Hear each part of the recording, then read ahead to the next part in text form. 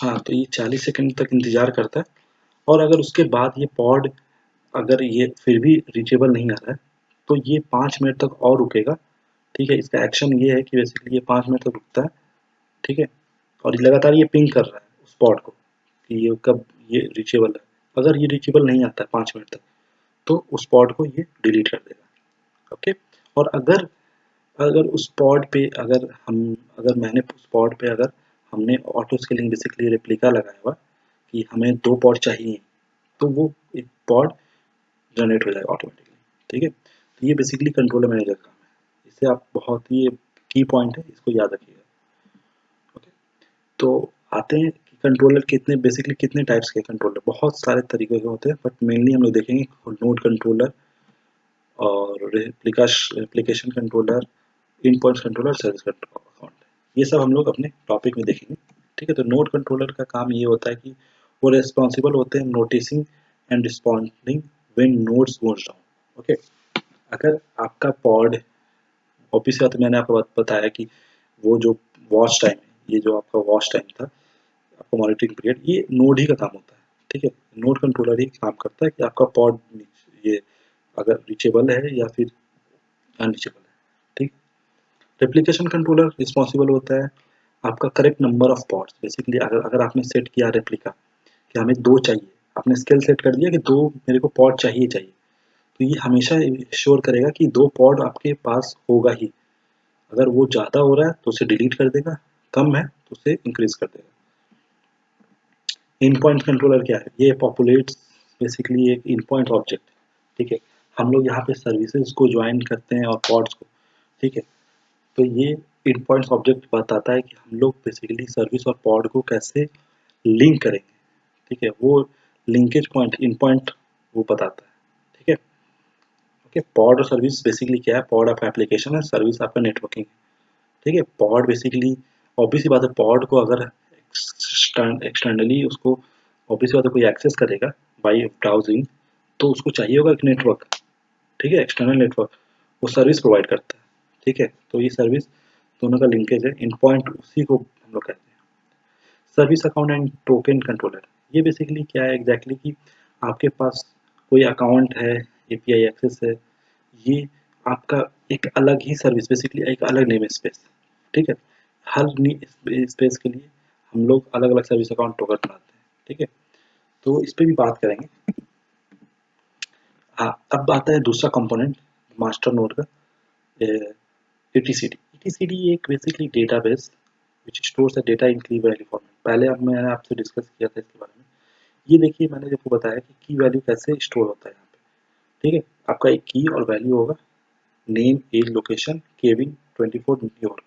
यहाँ पे वैल्यू आपका केविन 24 और न्यूयॉर्क है, की, नेम, एज, लोकेशन, इस टाइप फॉर्मेट में यूज स्टोर होता है, ठीक है?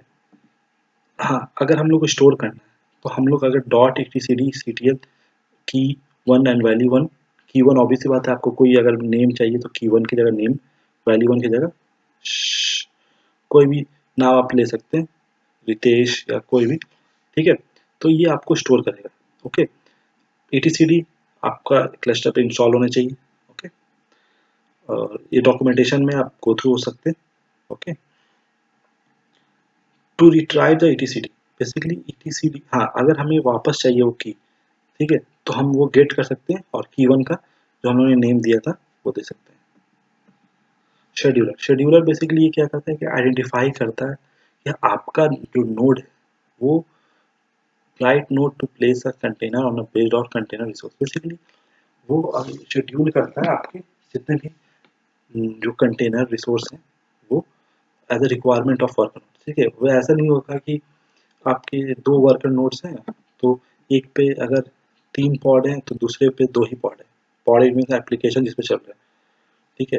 तो शेड्यूल बहुत अच्छे से बैलेंसली करता है, ठीक है? ये इसका काम है। और यहाँ पे मैंने एक लास्ट लाइन आपका देख पा रहे होंगे कि ये एनी अदर पॉलिसीज, अगर कुछ पॉलिसी लगाया गया, टर्म्स एंड कंडीशन का मतलब मैं बता देता हूँ थोड़ा कि टर्म्स एंड कंडीशन का मतलब ये होता है कि शेड्यूलर, अगर आप पॉड क्रिएट करोगे बाय डिफ़ॉल्ट, तो वो शेड्यूलर काम है कि शेड्यूल करता है कहाँ नोड, किस नोड पे डालना चाहिए। बट अगर आपने टर्म्स एंड कंडीशन पॉलिसी लगाया हुआ है, तो होता ये है कि अगर आपने उस पॉड पे टेंस एंड टॉलरेशन लगा दिया, ठीक है, तो उसका ये काम होगा कि वो उस नोड पे, उस पार्टिकुलर नोड पे वो शेड्यूलर उसको वहाँ उस पॉड पे क्रिएट नहीं करेगा, ठीक है। क्रिएट इट मीन्स शेड्यूल नहीं करेगा, ठीक है। ये टेंस और टॉलरेशन वही काम करता है। अगर टेंस टेंस बेसिकली ये काम करता है कि उस नोड पार्टिकुलर नोड पे वो शेड्यूल नहीं होगा, ठीक है, वो पॉलिसी ये काम करती है।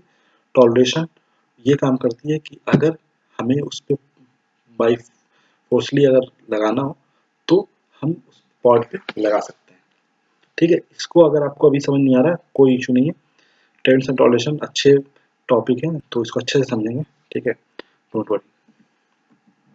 API server, it exposes Kubernetes API, it is responsible for ये सारे आपके बेसिकली API सर्वर आपको मैंने बात किया था कि मेन जो है एक आपका एक जो बेस है, ठीक है, इसके इसी से सब रिलेट होते हैं, ठीक है। ऑथेंटिकेट करता है, वैलिडेट करता है, रिट्राइव करता है, अपडेट करता है शेड्यूलर। तो ये कैसे वर्क फ्लो इसका कैसा है, ठीक है, मैं समझ से आ गया, ठीक है, कैसे वर्क करता है। समझ लीजिए कि आपको एक पॉड क्रिएट किया आपने, ठीक है, तो kubectl गेट पॉड्स, जैसे ही आपने पॉड क्रिएट किया तो पहले ये क्या करता है, पहले ये हिट करता है एपीआई सर्वर को, उसके बाद ये etcd पे जाता है, ठीक है। अगर etcd से जो हमारे जो बेसिकली की वैल्यू डेटा स्टोरेज है, ठीक है, वहां से ये रिट्राइव करेगा, ठीक है। वो आपका जो भी प्री डिफाइंड पॉड्स का जो आपका ये कमांड है, ऑब्वियस सी बात है kubectl गेट पॉड्स ये कहीं ना कहीं तो प्री डिफाइंड होगा, ठीक है, वो etcd में होगा। तो ईपीआई सर्वर हिट करता है ईटीसीडी को, ईटीसीडी से रिट्राइव होता है वो, ठीक है, फिर एपीआई सर्वर के पास वापस आता है, फिर आपको जो रिजल्ट मिलता है वो आप देखते हैं, ठीक है। फिर आपका पॉड कितने लिस्टेड है, बेसिकली kubectl गेट पॉड्स ये बताता है कि कितना आपके पास पॉड लिस्टेड है, ठीक है, कितना बन चुका है आपके पास पॉड, ठीक है। इस पे भी हम लोग कमांड पे देखेंगे। Worker node okay. सो यहाँ पे हम लोग ने 4 कंपोनेंट्स कवर कर चुका है।